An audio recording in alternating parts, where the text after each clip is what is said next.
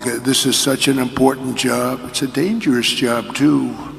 Very dangerous job. If you look at statistically, being president is very dangerous. That throbbing feeling I have. Oh, that throbbing feeling. No, it's a very dangerous job, and you have to do it right. And if you don't do it right, bad things will happen to the world. Things like you've never seen before. Okay, thank you very much. Thank you. Thank you. John Paulson behind me to your right, Mr. President. Hi, John. First, let me thank you for your presentation today. President Trump, in the last fiscal year, the fiscal deficit under the Biden administration was approximately $2 trillion. Under the policies you've announced, the deficit would come down from items such as increased revenues from tariffs, as well as eliminating the tax incentives for the Green New Deal. These gains would be mitigated by decreases in revenues from policies such as no tax on tips. Overall, what do you estimate will be the impact of the fiscal deficit from your policies?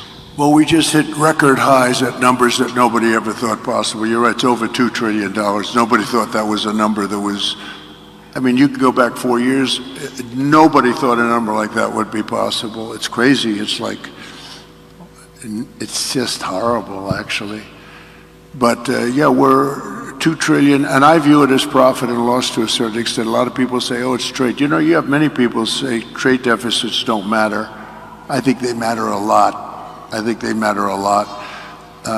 We're going to have tremendous growth. What I'm talking about is all about growth. The tax is relatively minor compared to the growth. We're going to make our money back on growth. We're going to also, I mean, we're going to grow like nobody's ever grown before. I think if this all works out, you're going to have the auto industry come back to America. Right now, China is building 2 auto factories in Mexico, massive auto factories, and they think they're going to make their cars in Mexico and send them back into the United States with no tax. It's not going to happen. Under this administration, it's going to happen. And they wanted to do that during my administration. I said, if you do it, we're going to put a 200% tariff on every car, and you'll never be able to see it. There will never be one car coming across our border. And if I would have let them do it, we would have had these 2 factories. Well, now they're building massive factories, more than 2, and they're going to kill Detroit. And the head of the union, the United Auto Workers in Detroit, has done a terrible, terrible job, just a terrible job. But we're going to bring tremendous growth back. And remember, we're also taking in a certain percentage. I won't name the percentage today, but it'll be a certain tariff percentage, which will be higher than people had heard in the past.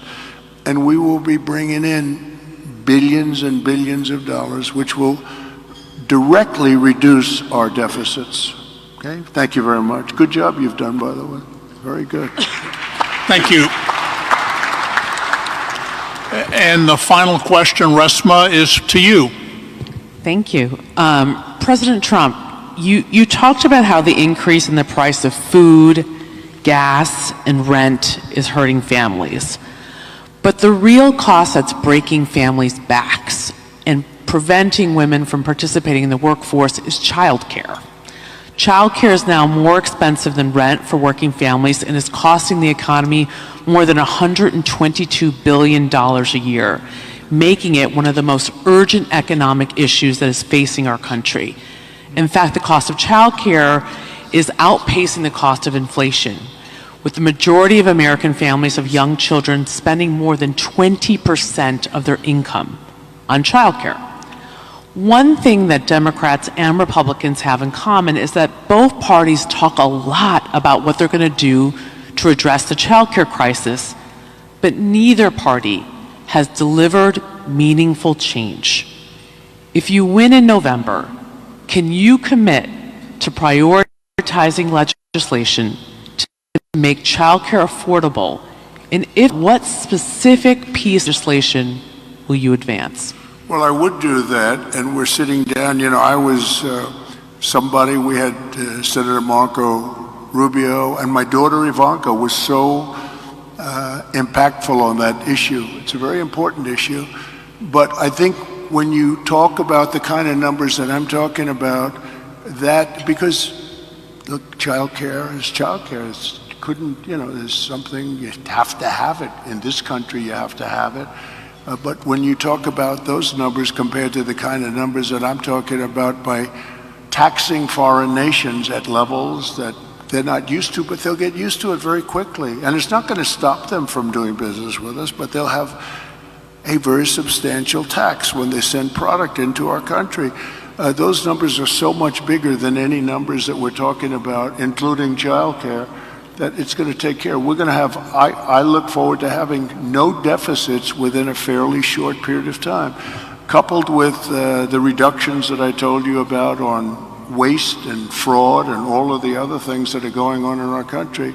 Because I have to stay with childcare. I want to stay with childcare, but those numbers are small relative to the kind of economic numbers that I'm talking about, including growth, but growth also headed up by what the plan is that I just told you about.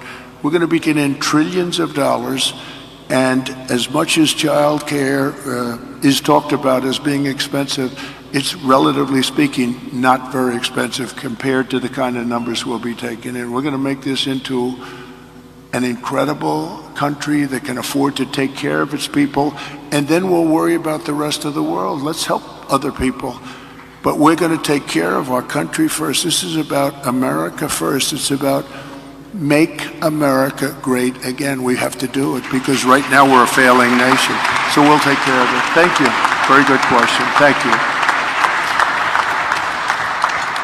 Thank you, Bob. Thank you very much, Mr. Trump. It's great that you accepted our invitation to be with us today. Thank you, Raj, Sander, John, and Reshma, for your questions. The president is now going to be leaving the building, and so we want to all stay seated while he and his team leave. But as he leaves, let's all say thank you one more time for him accepting our invitation to be here today. Thank you, Bob.